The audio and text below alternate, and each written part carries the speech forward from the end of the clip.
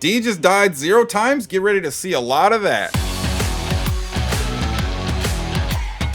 How does he hit me there, broski? Bro, what? He did a muffin kersploom. If you've never played a Souls game before, then I know what you're thinking.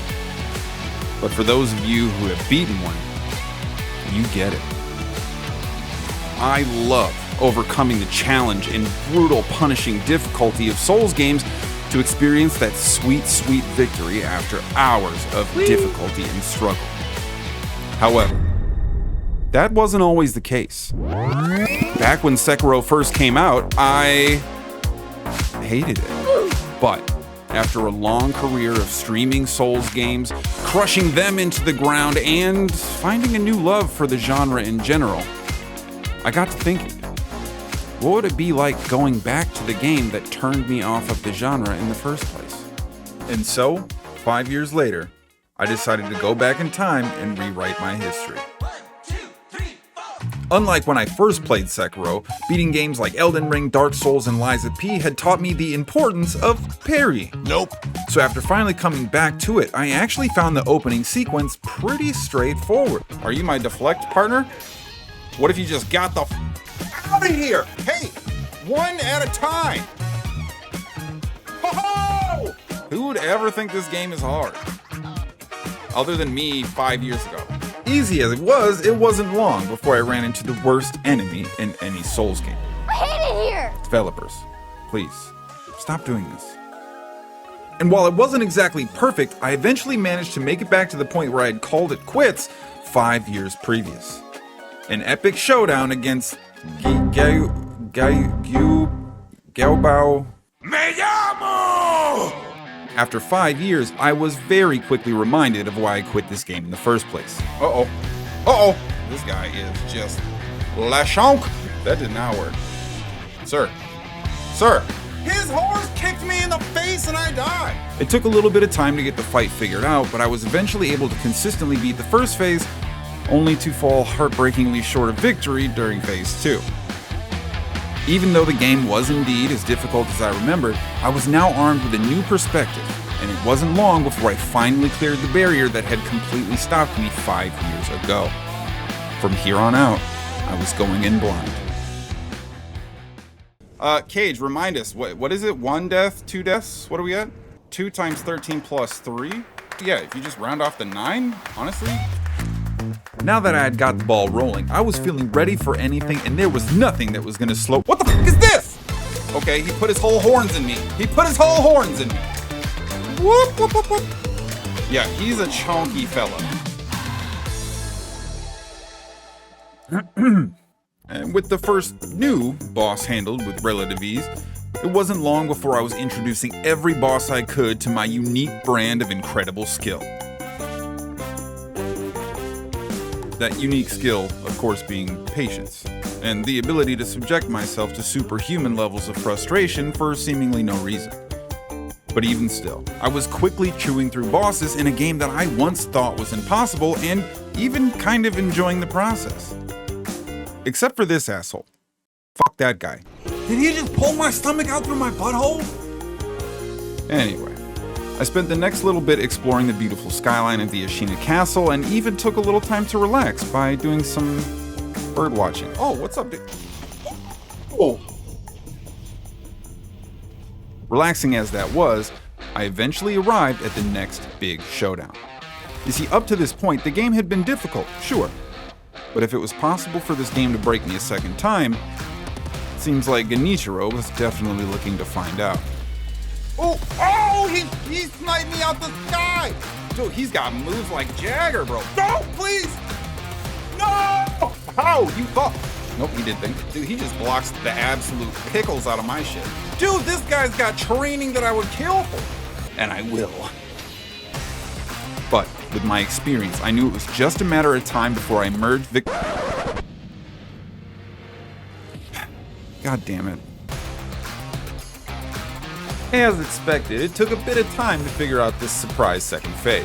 Oh, you're facing the wrong direction like a total complete idiot. Turns out the right direction was but I wasn't the same Sekiro player from 5 years ago. And after a few rounds to get his patterns and timing down, I was able to check another boss off the list in my quest to beat the game. With another big win under my belt, I was ready to tackle the next round of bosses, but I ran into an unexpected hurdle. I don't know where they want me to go! I think I zigged when I ought have zagged. They're not trying to provide me any directional assistance, and I feel like I've gone every F direction. I eventually made my way back to the castle, talked with this guy, then talked to Grandmama, hung out with the little lord, and then prayed for strength to take on monkeys? After playing parkour tag with one of the more simple, albeit interesting bosses in the game, I defeated another of the required bosses and then learned that even FromSoft isn't immune to the ancient requirement of every good game, including a water level, for seemingly no reason. I hate it. I don't like it. And then I ran into this guy. Did he just throw his shit at me? Now, I thought the idea of having a monster throw its own shit at you was kind of funny, and I liked how the boss felt fresh and different from the other ones I'd fought thus far. While Guardian Ape didn't pose much of a challenge, he was also a bit of a sore loser. Despite him being a poor sport, I was eventually able to move past this fight pretty quickly, and since I wasn't really sure what was going on in the story, I did my best to overlook why a grown-ass man is bringing flowers to a child. Alright, where was I? Oh yeah, dear old dad. It turns out that my choices were either child murder or not that. And as anyone who knows me will tell you, I don't like being told what to do. Even though there had been a few bosses up to this point that had proven difficult, nothing had prepared me for Owl. Fortunately for me, while Owl was out partying, drinking monkey booze, and growing his hair, I was studying the blade. And it wasn't long before I was mastering the parries, punishing the misses, and achieving victory in dominant fashion. After handling my family business, the little lord decided to help advance the story by giving me the incense for the marriage hut so I could climb the rope monster. Look, like I said, check out the Vadi video if you want to know what's happening. But after getting dropped off by a naked scarecrow, I had to fight you again? Didn't I already?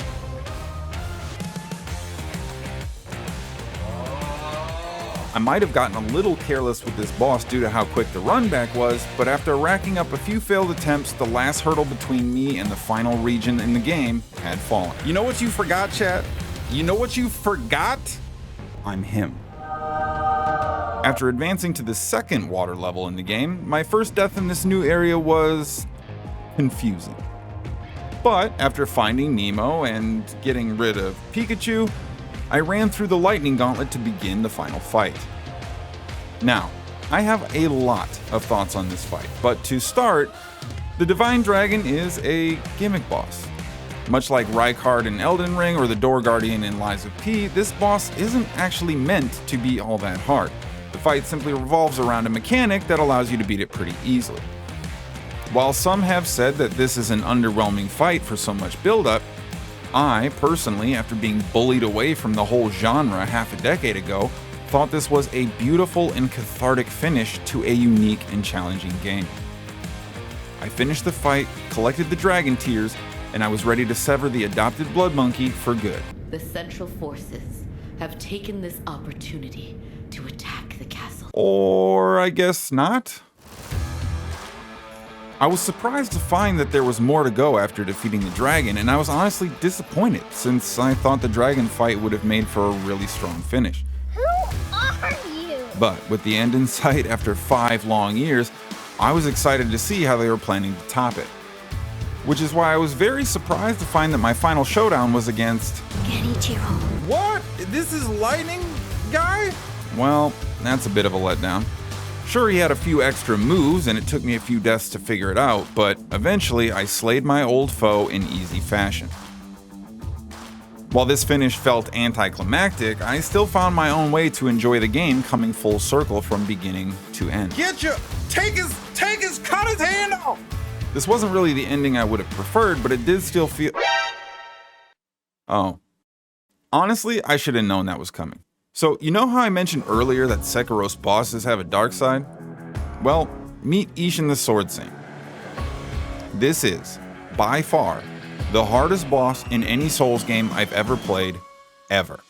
Well, I'll whoop your ass too, come on.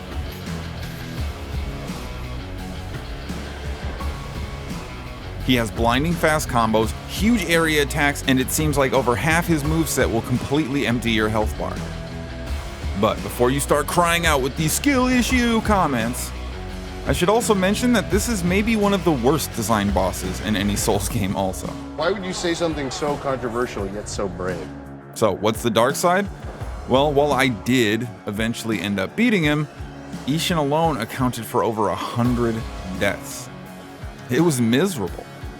I was excited to beat him, clearly, but something about this victory just felt hollow. This was the game that had literally made me hate the genre just 5 years ago, and it felt like the only thing that had changed was my understanding that dying over and over was part of the process. Yeah, I had won, but getting to a point where I was just crawling across the finish line at the end wasn't enough. So I went back again, and again, and again. But before long, I was beating his first phase perfectly. After more practice, I was mastering his second phase to the point where I didn't have a scratch on me. And then, finally, after 5 years in the making, I beat him with no deaths, plenty of heals left over, and I felt like I had finally exorcised the haunting specter of having skipped this game many years ago. With my journey complete, so too is the video, and I appreciate those of you who made it to the end. Don't forget to like and subscribe, and until I see you next time, party on.